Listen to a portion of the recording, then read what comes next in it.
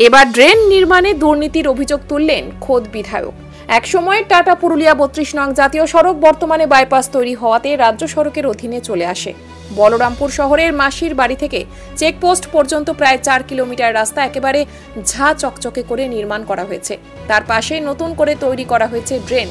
কিন্তু বেশ কিছুদিন পেরিয়ে গেলেও বলরামপুর ডেলি মার্কেট ঢোকার মুখে ড্রেনটি এখনো পর্যন্ত খোলামুখ অবস্থায় রয়ে গেছে।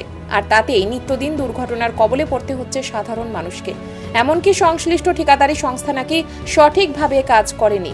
কাটমানি নিয়ে রাস্তা ও ড্রেনের কাজে প্রচুর দুর্নীতি করেছে বলে অভিযোগ তুলেছেন বলরামপুর বিধানসভার বিধায়ক বানেশ্বর মাহাতো।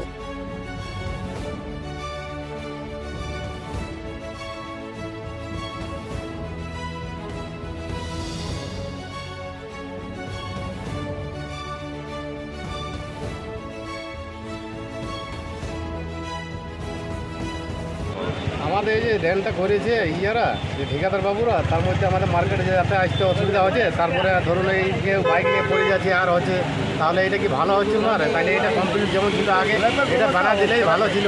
কোন জায়গা সেটা এই বলরামপুর ডেলি মার্কেট, বুঝলেন? তাহলে এটা যদি বানাই দেয় তাহলে আমাদের ভালো হবে। আর কি এটাই বলা, মেয়া ছেলে লেডিস আর যে আসছে নিয়ে বাইক নিয়ে সেই ফেরাই পড়ছে, বুঝলেন? সবদিনে বেরাচ্ছে সেই পড়ছে, তাহলে যেন এটা না হয়, এটাই যেন হয়, বুঝলেন? ব্যবস্থা হয় একটা। ড্রেনটা তৈরি কবে করেছিল? ড্রেনটা মোটামুটি ধরুন আপনার 15-20 দিন হইলো তৈরি করা। 15-20 দিন থেকে মানে খোলামুখেই পড়ে আছে? হ্যাঁ, খোলামুখেই পড়ে আছে। যেই বাইক নিয়ে যাচ্ছে সেই পড়ছে, লেডিস তো অত জানে নাই, লেডিস যাচ্ছে আর পড়ে যাচ্ছে, বুঝলে? বহুত লোকের এই প্রবলেম হচ্ছে। তাহলে এটা যেন ভালো হয়, সেইটাই যেন ব্যবস্থা করা হোক। কি না আপনার? হ্যাঁ, কি না আপনার? সুনীল পরা মানে মাঠগড় বাড়ি। সমস্যাটা হচ্ছে এইটা হচ্ছে বলরামপুরের ডেলি মার্কেট, মানে কি প্রতিদিন কমসে কম 4-5 হাজার লোক সকালে মার্কেটিং করতে আসে। বিভিন্ন রকম ব্যবসায়ীরা এখানে ব্যবসা করে, সাধারণ মানুষ মহিলা থেকে নির্বিশেষে সকলে আসেন। এবং পিডব্লিউডি ড্রেনটা বানিয়েছে, বানার পর এখনও দেখতে পাচ্ছেন কোনো স্ল্যাব দেওয়া হয় নাই। লোক এখানে বাইকে আসছে, বাইকে বহু পড়ে গেছে। গতকালকে 2জন মহিলা স্কুটিতে এইখানে বহু পড়ে গেছে, অথচ প্রশাসন এখনও নীরব দর্শকের ভূমিকা পালন করছে।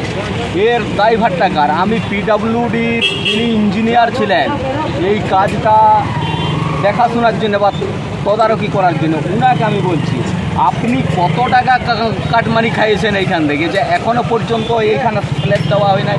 এবং ড্রেনটা কীভাবে করা উচিত ছিল, ড্রেনটা দেখুন মাত্র 4 ইঞ্চি মাত্র করেছে। ড্রেন 4 ইঞ্চি হয় কি?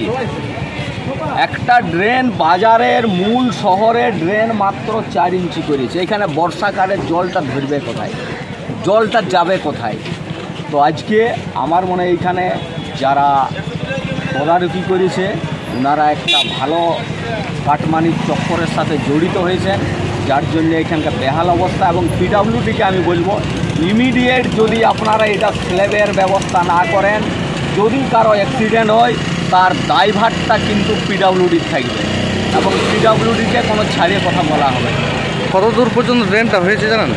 ড্রেনটা এই তো এইটুকু করেছে মাত্র, ওইখানে এইটুকু করেছে, ওইদিকে তো আবার বন্ধ আছে, আর এইখানে একটু মাত্র করেছে। এটা তো এক সময় ন্যাশনাল হাইওয়ে ছিল, এখন সেটা এটা ন্যাশনাল হাইওয়ে ছিল। ন্যাশনাল হাইওয়ে যখন ওইখানে বাইপাসটা হয়, ন্যাশনাল হাইওয়ে সেটাকে পিডব্লিউডিকে হ্যান্ডওভার করে দেয়।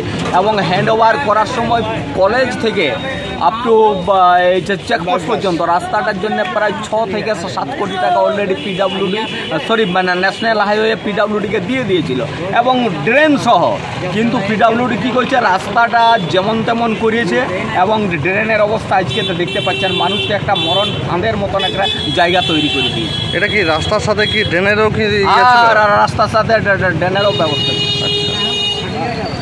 মানে বলছেন আপনি দুর্নীতি হয়েছে নাকি? দুর্নীতি মানে এখানে প্রচুর পরিমাণে যদি দুর্নীতি না হয়ে থাকে এইভাবে এখনও স্ল্যাব দেওয়া হয় না। এখানে মানুষকে একটা মরণ ফাঁদের মতন এখানে জায়গা তৈরি করে রেখেছে কী জন্য? এইখান থেকেই তো বোঝা যাচ্ছে তো কী পরিমাণে দুর্নীতি হয়েছে এইখানে।